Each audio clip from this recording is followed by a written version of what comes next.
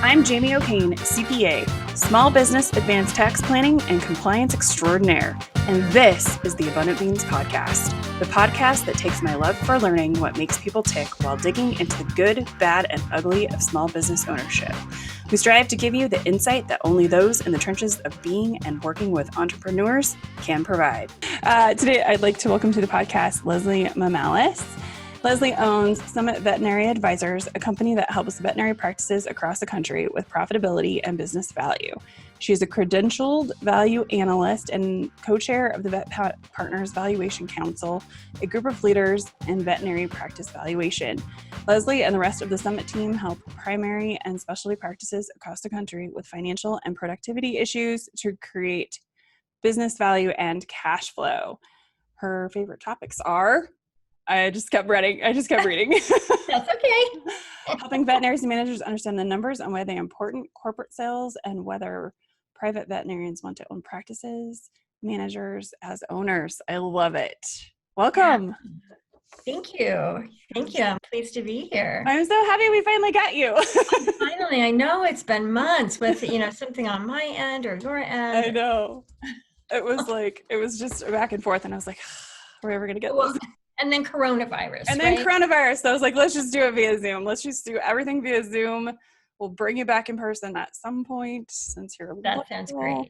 And then we'll go to lunch again. Okay, good. Because that was awesome. So what was your first job? Oh gosh, my first job was candy counter at the movie theater. Yep, candy counter at the movie theater. And then I was promoted to cashier so I could sell tickets. And actually that was the best high school job because I knew who was dating whom and who, back when it was unusual for the girl to pay, I knew which girls paid. And yeah, it was perfect because I was right in the center of all of the teen angst. You had all the tea. You're like, ooh, so-and-so went to movies with so-and-so. Exactly. Yeah. That's hilarious. And it's like, they must have broken up because she's here with someone else. Or maybe they didn't. Exactly. It's too funny. Can you give us a quick synopsis of your career journey? Oh gosh. Well, so when I worked for the American Animal Hospital Association back in the 90s, when I was quite young, as you can imagine. You were very young.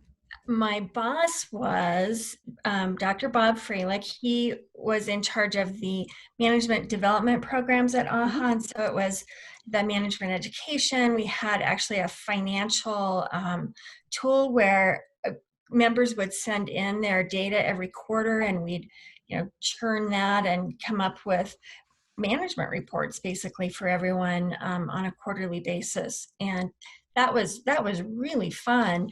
And then he started Summit Veterinary Advisors with Lorraine List, a CPA, and eventually I moved over to work with them. I left them because I got to a point in analysis where I knew there was something else there, but I didn't have the educational background to understand what it was. So I went back to school, got 2 masters, eventually came back to Summit, and I bought it on April Fool's Day of 2014. So we're just past the 6-year mark. Congratulations. Well, thank you. How long have you been there? Well, so I started at Summit in 2000, then I left in 2003 to get my master's and came back in 2006.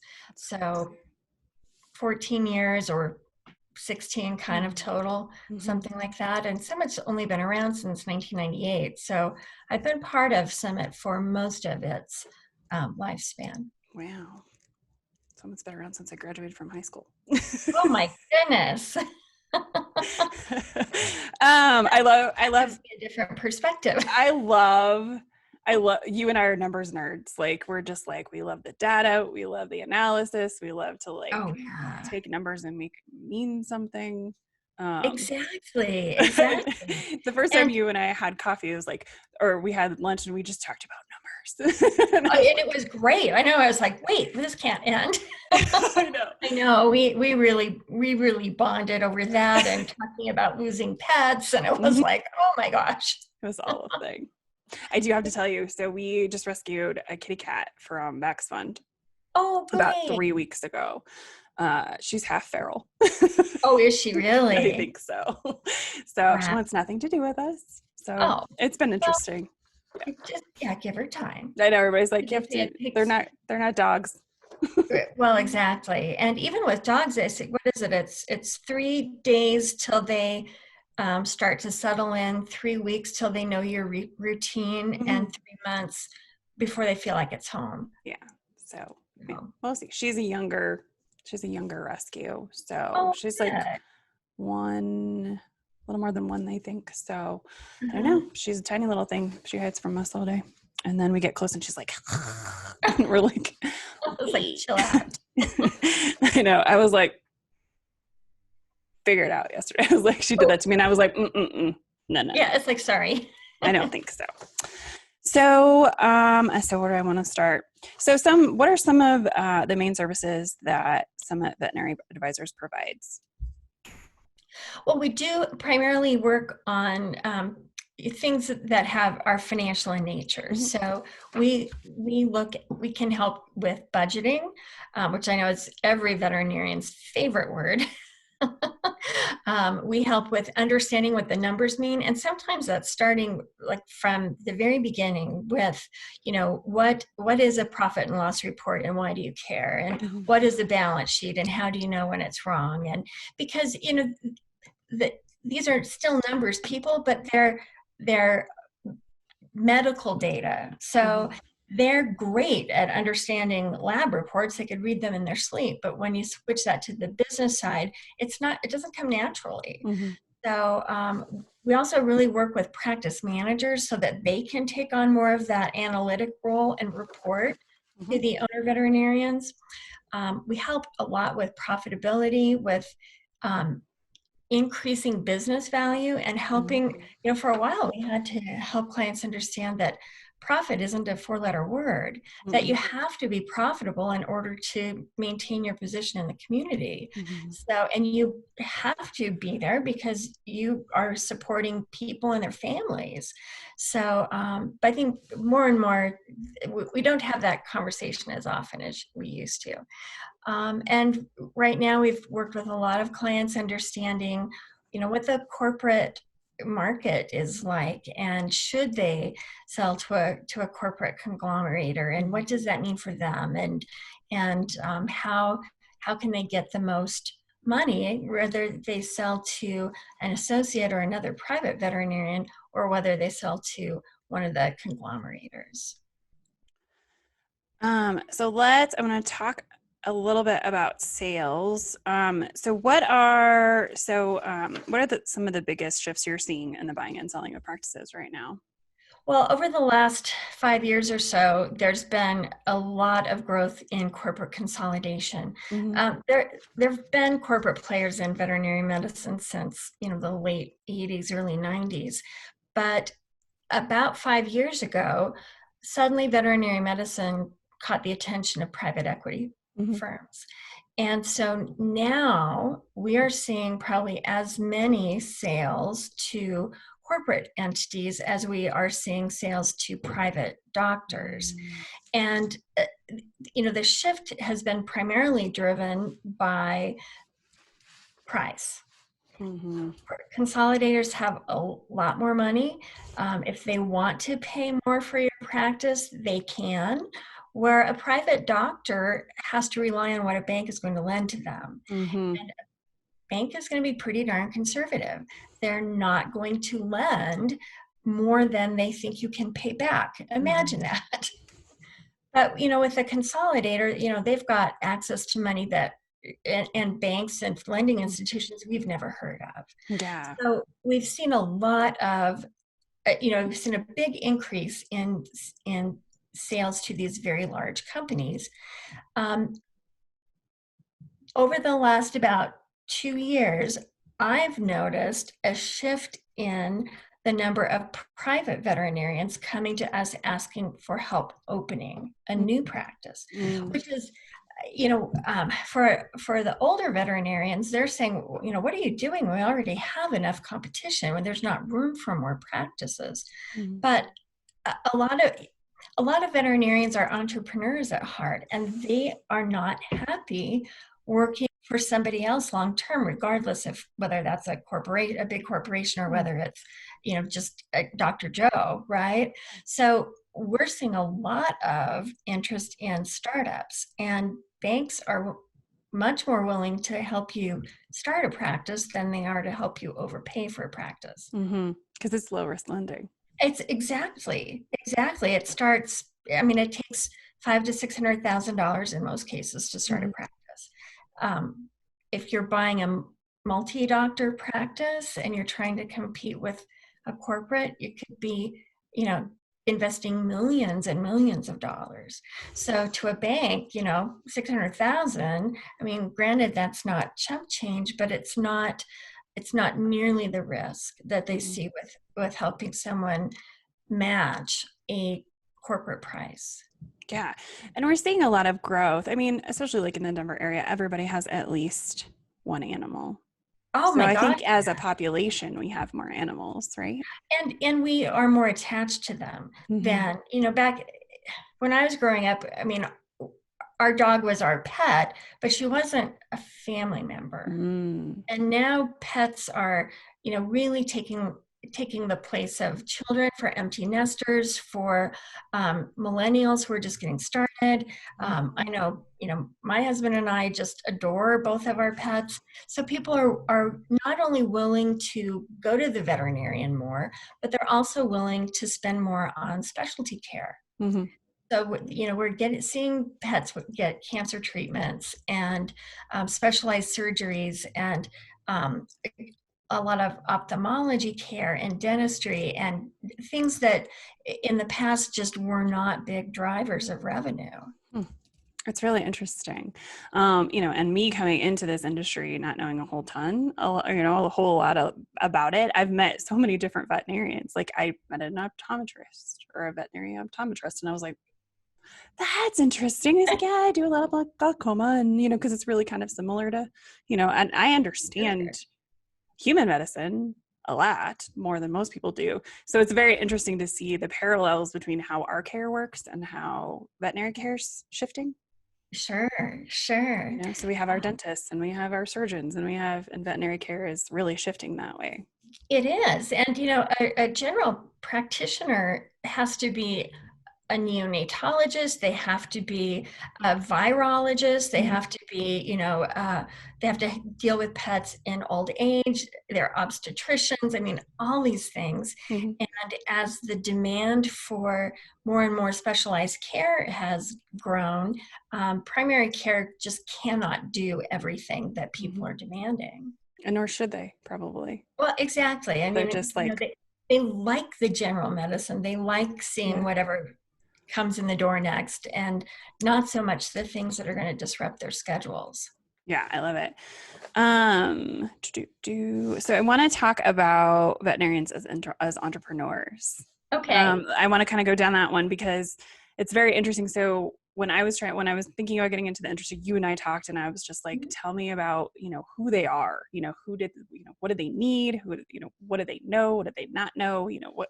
What are some of the personality traits? And, one of the things you said is you just said they're entrepreneurs, but we also know that they don't know business a lot of the time.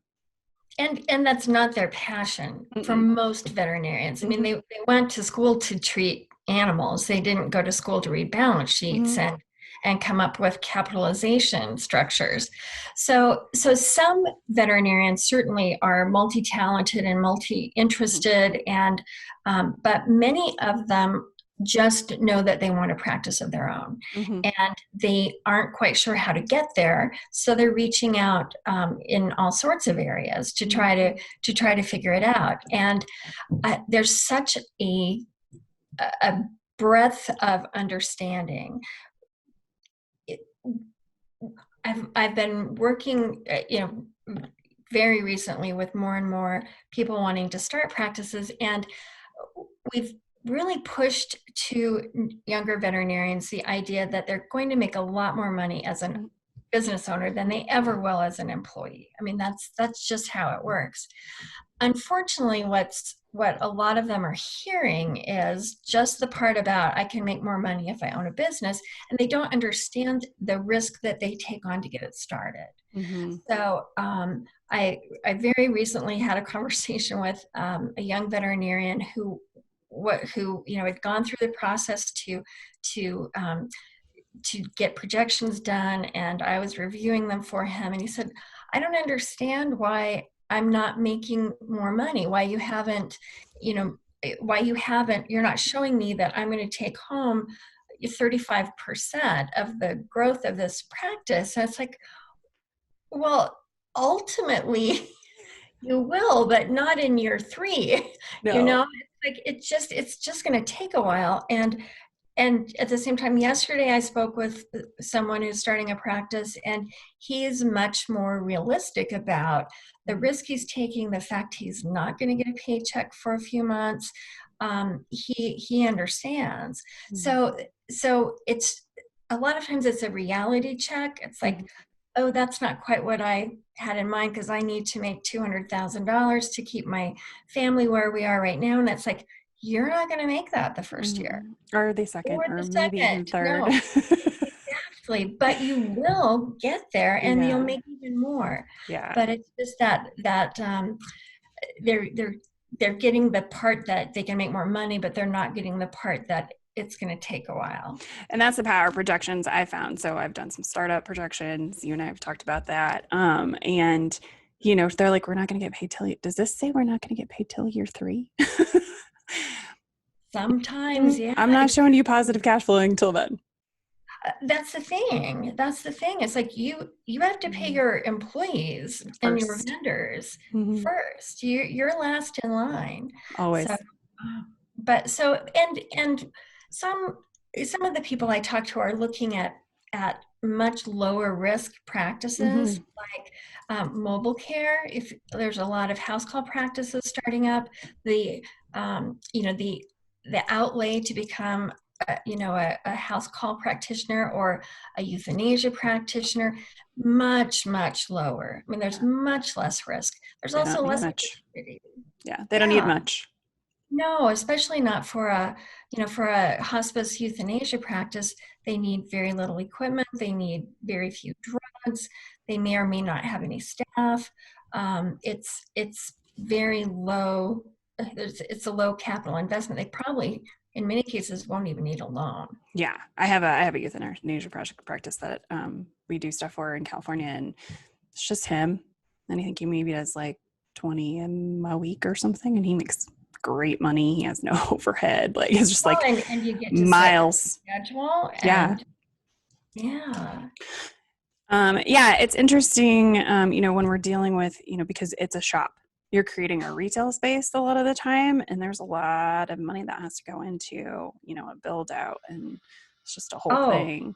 Absolutely. And, even in many cases, it's finding a location, because many of the doctors I talk to in California really struggle to find affordable space. Mm-hmm. Yeah, we're finding that too here in Denver too. Yeah, absolutely. Yeah, our startup, we have a startup that actually, I think they open on Friday, maybe. And we're really excited, but they've been like in the middle of their build out during all of this.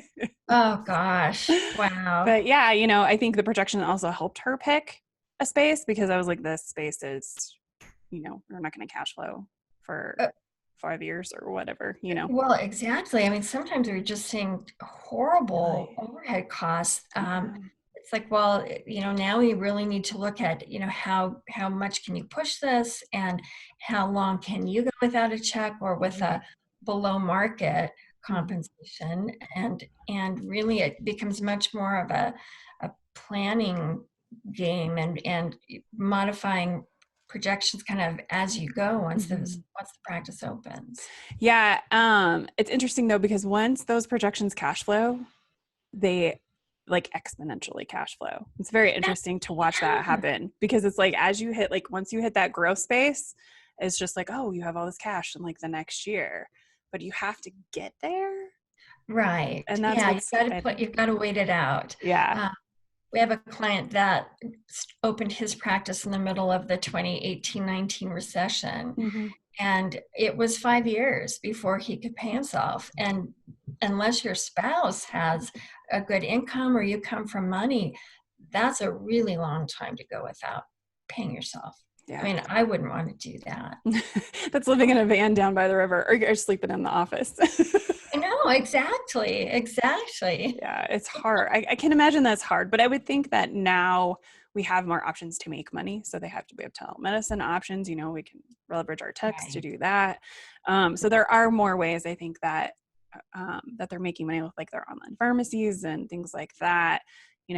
My client that was, that's doing their startup right now is like, online pharmacy, get that going. I was like, here's, talk to this person for telemedicine. I was like, you could get started on some of this now. I said, you could even be doing Exactly. new puppy checks. You could be driving over there to do it. I said, just let us That's know the before you thing. do it. Yeah. Yeah. Yeah. She was like, well, my CRM's not up yet. I'm like, we have your QuickBooks up. You can invoice through there. I'm like, you get paid. Sure. Don't wait until later. Get paid. No, it's like get paid now. Yeah. Exactly. Let's not wait, because it's just going to go through the whole, just going to get lost if we wait. So let's see. So what are some of the biggest issues you find with veterinary practices in creating that sustainability for the practice owners? Honestly, we're definitely seeing practices grow, and what a lot of practices are kind of bumping up against is the need to hire another doctor. And there just aren't a lot of veterinarians on the market right now. Well, there might be right now with coronavirus, but it's been really difficult to recruit for veterinarians lately. Over the past probably 4 years, it's been really hard. So a lot of brand new grads are coming out of school wanting big salaries, signing bonuses, moving expenses, etc. And what I tell my clients is, you can pay that signing bonus, you can pay that moving bonus. That's not a big deal. What you've got to do is get somebody in, or figure out how you personally can produce more.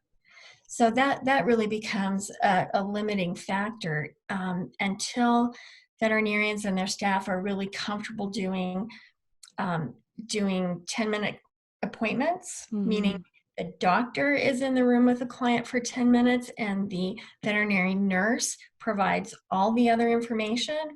Until they get used to that kind of scheduling, it's really difficult for a single doctor practice, or even a 2-doctor practice, to grow very much, because there just becomes a limitation in number of exam rooms, number of appointment slots, and the ability to do more without getting stressed out. And certainly the way to do that is by hiring more veterinary nurses, because the more your nurses can take over with client education and especially explaining procedures and recommendations to clients, the more patients your doctors can see. So if the doctor spends 10 minutes with the client, but the nurse spends another 20, the client still gets the interaction that they want. They still get the education that they need, but the doctor has been able to see 2 more patients in that 30-minute time slot. And veterinary nurses, so often we see they're not doing anywhere near the number of things that they're capable of doing and that they want to do and are trained to do, because the doctor just hasn't utilized them fully in the past.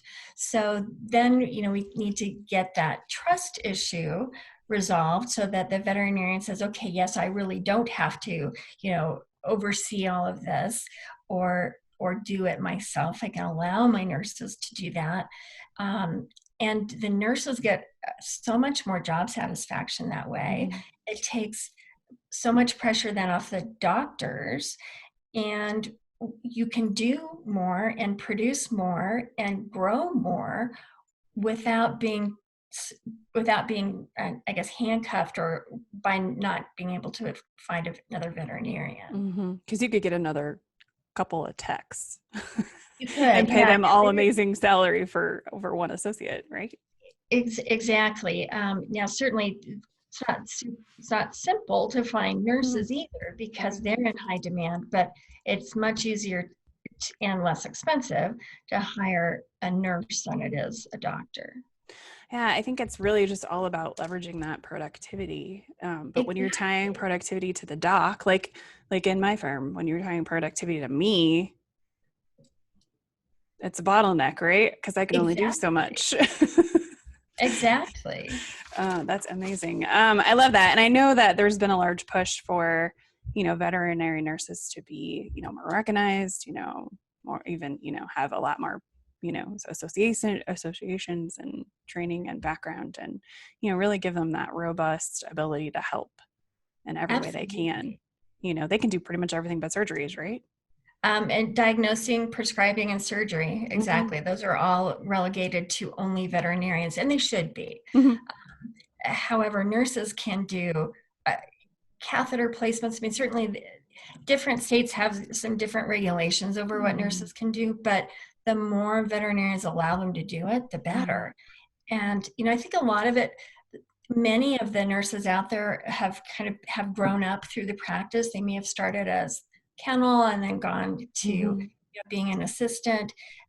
So they don't, I think sometimes veterinarians still think of them as that kennel assistant. It's that little high school kid.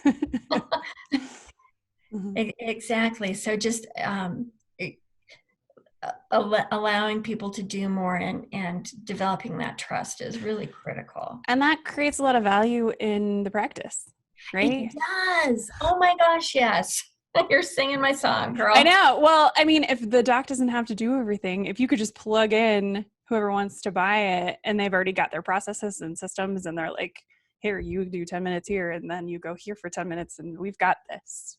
Like we're doing the follow-up. So we've got a process. We've got everything ready to go. It's just plug and play, right? Exactly. It is. It's like, and who wouldn't want to buy a practice where they're not going to be worried about, how the patients are treated and how the clients are treated, and where they can just step in and just be a doctor. So often we hear that from veterinarians. I just want to be a doctor. I don't want to be this business owner because, because I don't like the pressures and the decisions I have to make that I'm not comfortable making because I don't have the business background. So the more that the medicine, the practice can flow without needing direct input from a veterinarian, the better. And then they can grow to be business people because they kind of have to.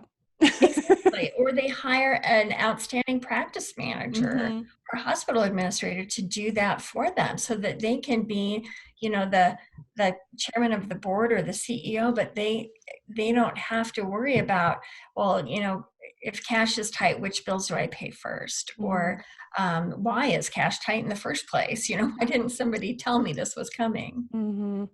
It's really interesting because it really is the primary doc, in human medicine, with those practice managers that are really, handling everything. Exactly. But it seems like the veterinarians tend to be doing their own bookkeeping or running payroll. And I'm like, what are you doing? Well, exactly. There's people who will do that for you that will allow you to then spend your time doing something you enjoy doing, whether it's seeing another case or it's water skiing or, just being home in your garden. Yeah. So. Yeah. I mean, it gives you that time and energy, to do what you need to do. Exactly. And so many people want more work-life balance or work-life integration where you can turn off and not be on call all the time. And this is the way to do it, is to surround yourself with capable people, whether they're employees or whether they're consultants, so that you can live the life you want to live.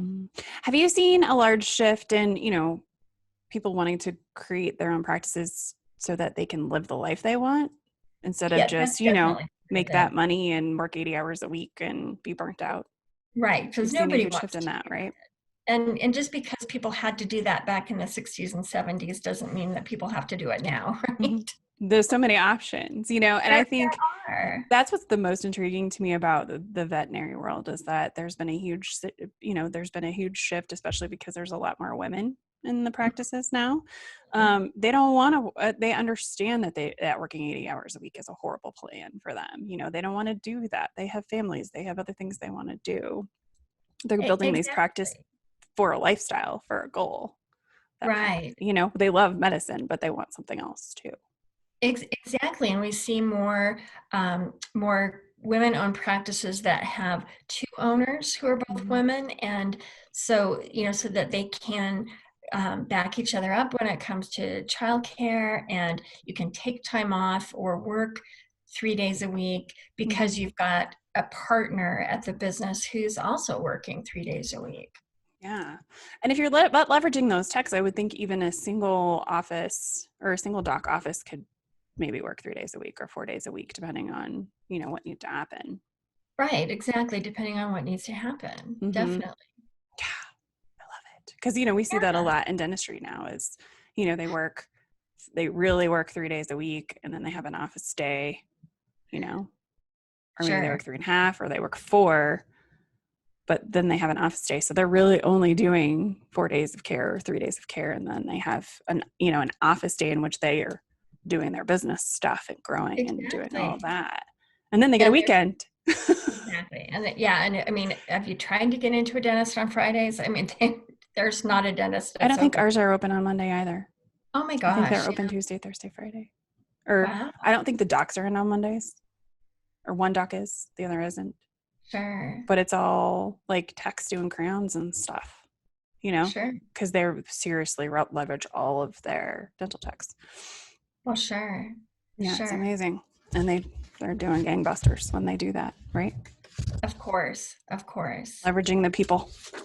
Exactly. Leveraging their people. All right. So before I ask my last question, what is the easiest way for people to find you?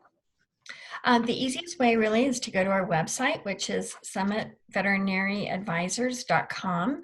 It's kind of a mouthful, but you do it once and if you can spell veterinary, which I still can't. We need to work on that one. I don't spell accountant right half the time, so it's fine. So you like numbers but not spelling. That's right. So that is the easiest way. We are all working from home right now, but we've got phones forwarded and we're very easy to reach. So, and if by chance you need to leave a message, you can do that. You can also just contact us through the website. There's a contact us page and we get an email generated instantly and we'll get back with you. Awesome. What would be your number one piece of advice for somebody looking to open a practice? Oh gosh. See, it would have been nice to know you were going to ask this. I like for it to be a surprise. Oh, great. Okay. My number one piece of advice, it honestly would be make sure you work with people who are experts in the veterinary industry. So please don't go to the, your local Chamber of Commerce to try to get advice from them. They're great when it comes to, demographics, et cetera, but you really need someone, not your brother-in-law, not your neighbor, to help you with this because it is risky and you need to understand the risk. And there are so many great veterinary specialists, business specialists out there. If you go to vetpartners.org, that is a group of people who work either predominantly or exclusively with veterinarians. And it's everyone from people who can help you with marketing and website development to accounting and projections and insurance. So so that's a great place to go Mhm. to get exposed to some of the best minds in the industry. Yeah, it's interesting. So I was just at the Vet Partners meeting with you in February. Our last ability to actually travel anywhere. Yeah. Yes. And it's amazing. There's the cutting edge. The people who are creating the cutting edge, stuff in veterinary are in that group. And there are enough different attorneys in Vet Partners that you can talk with 2 or 3 and see who fits with you. Yeah. Same with consultants and web developers. So there will be someone in there that's a good fit for you. Yeah, there's it's interesting because everybody in there is just so, they've either been in the industry for a really long time or they worked in the industry and now they're, they were vets. A lot of them are vets or, Exactly. techs. About half the members, I think, are veterinarians. Yeah. So it's really people who have had their hands in for a really long time and they're just some of the nicest people. It's really an amazing group. I've been a member since 2006 and you learn so much when you're in that group because we're surrounded by experts and it's a great resource for people who are just wanting to get more information about opening a practice. So talk with a couple of different people, make sure they're veterinary specific. And that's really the best advice is surround yourself with people who know what they're talking about. And get some numbers, right? Right. Get some numbers. Exactly. Yeah. And maybe give your expectations a dose of realism because you're not going to make a gob of money those first few years. No. And I think, it's hard. I mean, any business owner struggles with that, right? Unless you have super low overhead, which most accounting practices do. But still, if you want the right people as your clients and you want to build something right, it takes a little while. It does. Yeah, exactly. But, as an owner, you get to pick who your clients are, what work you do, what the culture is going to be like. So it's really a terrific adventure. There's just going to be some trolls along the way.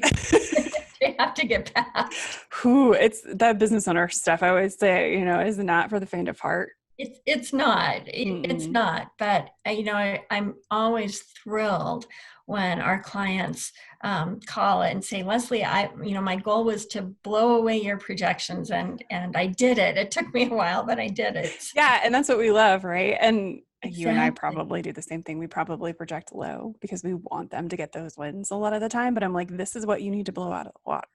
Right. And I think you can. And I know you can. But let's do it, right? Let's do it. Yeah. And then you get paid faster. That's exactly. And then you get paid faster. You start making money a lot faster. Yeah. And that's when that's what's fun, I think, because these are data people. Sure. Whether they're not generally financial data people, but they're data people. So they do like to see numbers and to see results. Numbers. I mean, they like to see results. Yeah, that's really fun. Awesome. Yeah. Well, thank you so much. Oh, Jamie, thank you. This has been a lot of fun. I really appreciate all your flexibility with getting me scheduled. No worries. We just needed to get you on here. Well, thank you very much. And I hope we'll have a Vet Partners meeting this summer and maybe I'll see you then. Yeah. But we'll have much long before then. Yeah, before then. Awesome. Thank you. Thank you. Bye. Thank you so much for listening or watching. Be sure to subscribe on YouTube, iTunes, or wherever you prefer to listen. If you learned something and found some useful information to apply to your business today, please consider giving us a thumbs up and a review. Until next week, be abundant.